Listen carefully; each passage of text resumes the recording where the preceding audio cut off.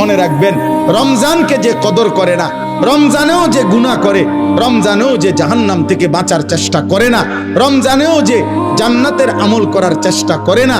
ভাই আমার, ছেলেরা আমার, বাবা আমার, পর্দার আড়ালের মা বোন আমার, সবাইকে এই শেষ কথা বলি। আল্লাহ রসুল বলছে, জিব্রাইল আইসা